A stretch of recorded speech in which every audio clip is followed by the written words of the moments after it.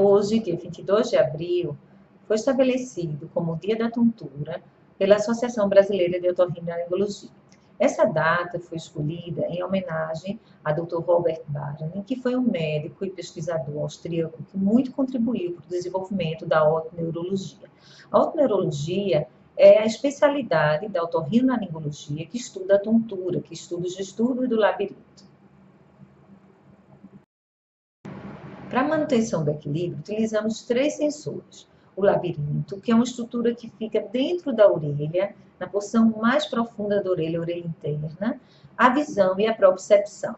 A propriocepção nada mais é do que ela é formada por vários receptores que estão presentes nos músculos, na pele e nas articulações. Esses 3 sensores levam informações para o sistema nervoso central e aí permite a manutenção do equilíbrio. O que é tontura? Tontura pode se manifestar com vários tipos de sintomas. Então, a pessoa pode se sentir desequilibrada, pode sentir que está rodando, que as coisas estão rodando ao seu redor, pode se sentir instável, como flutuando, pode quase desmaiar ou até desmaiar, ter a sensação de borramento visual, cair, ficar com a sensação de cabeça leve, como se fosse uma cabeça de algodão ou cabeça pesada. Tudo isso são sintomas de tontura. Existem várias causas de tontura. Pode ser por causa ocular, alterações visuais, psiquiátricas, do metabolismo, uso de medicamentos, entre outros. Hoje a gente vai focar um pouco nas causas otológicas. Dentre as causas otológicas, ou seja, aquelas provocadas por doenças, disfunções no labirinto, a labirintite, apesar de ser bastante conhecido esse termo, na verdade ele é bastante utilizado de forma errônea. Labirintite é um processo inflamatório do labirinto, que no passado ocorria com mais frequência, mas que com o advento dos antibióticos, com que hoje a gente consegue tratar uma otite na fase inicial, raramente a gente vê uma labirintite. Então existem outras causas otológicas de tontura que a gente vai falar um pouco ao longo dessa exposição. Então, o labirinto é essa estrutura que fica aqui, na parte bem posterior da orelha, dentro dessa região aqui do osso temporal. E se a gente tem a lesão de um dos labirintos por alguma doença?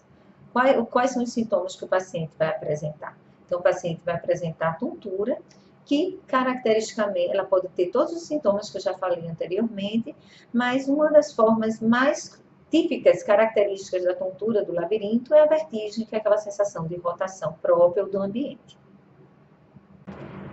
Dentre as principais causas de tontura, que tenha como causa otológica, ou seja, por alguma disfunção no labirinto, vamos ter a vertigem posicional paroxística benigna, a enxaqueca do labirinto, que é a migrânia vestibular, e a síndrome ou doença de Menier.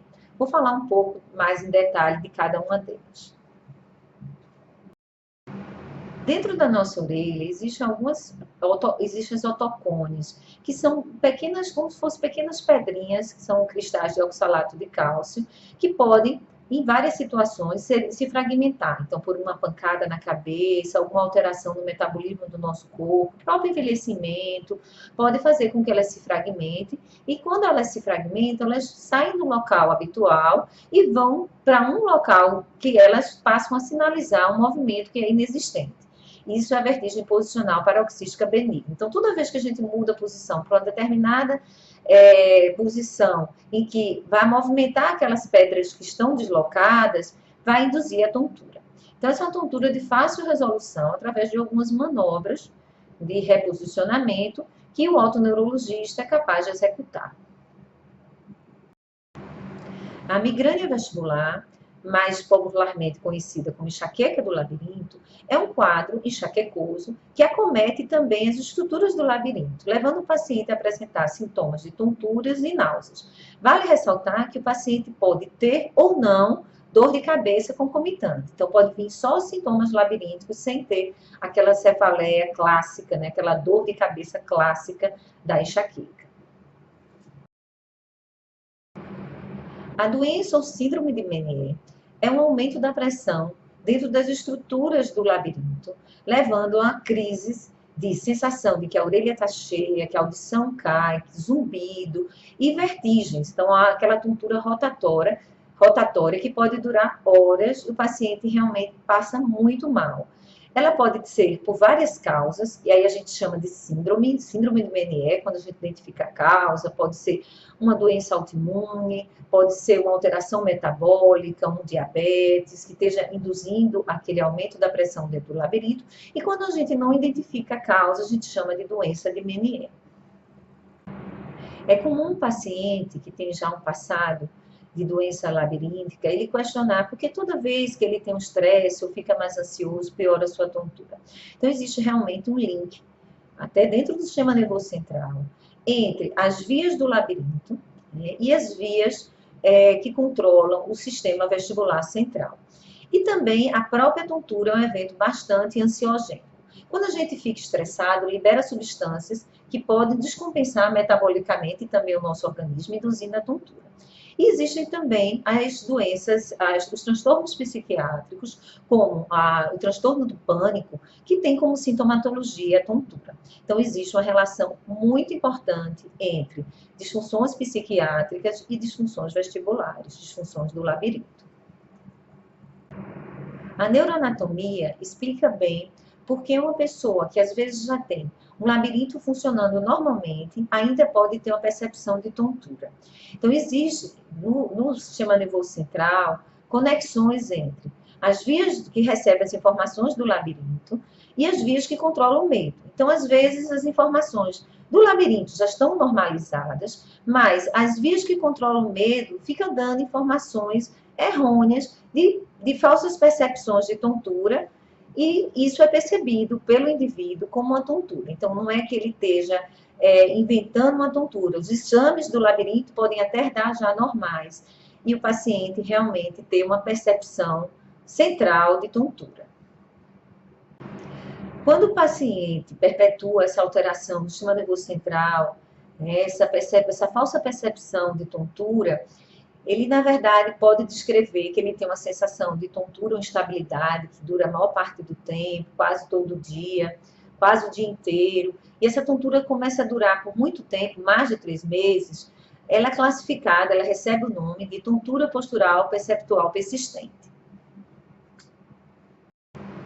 A tontura postural perceptual persistente, ela pode piorar em algumas situações. Quando o paciente se movimenta, quando ele vê coisas se movimentando ao seu redor, quando ele entra em lojas que estão muito movimentadas, vai para reuniões com muita gente, locais com multidão, engarrafamentos, ou quando ele realiza algumas atividades que exigem muita demanda da visão, muita acuidade visual, como, por exemplo, quando ele lê, quando trabalha no computador, quando assiste televisão, joga videogame, quando ele caminha sobre carpetes que tenham desenhos muito complicados, ou quando passa uma roupa de xadrez ou listrada. Tudo isso são fatores que agravam esse tipo de tontura, que é, na verdade, uma tontura funcional, é uma doença funcional, onde os testes, os exames, normalmente são todos normais.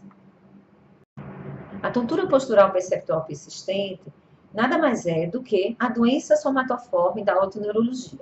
Assim como a síndrome do colo irritável para a gastroenterologia, a fibromialgia para a reumatologia, nós temos a nossa doença otoneurológica somatoforme, que é a TPPP. Caso vocês percebam que tem alguma dessas doenças citadas anteriormente, procure um otoneurologista. Grata pela atenção.